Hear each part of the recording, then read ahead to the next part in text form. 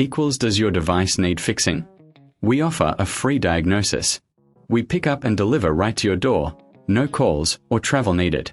We send you a quote before repairing, and only go ahead if you approve it. Easy, transparent, and professional. Link in description.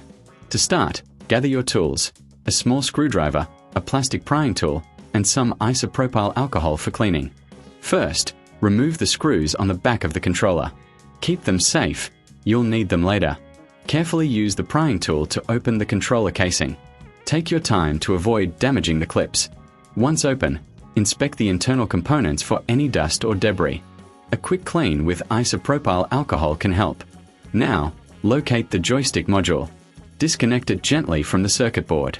Replace it with the new joystick, ensuring it's securely connected. Before reassembling, do a visual check for any loose parts. Once satisfied, close the casing and reinsert the screws.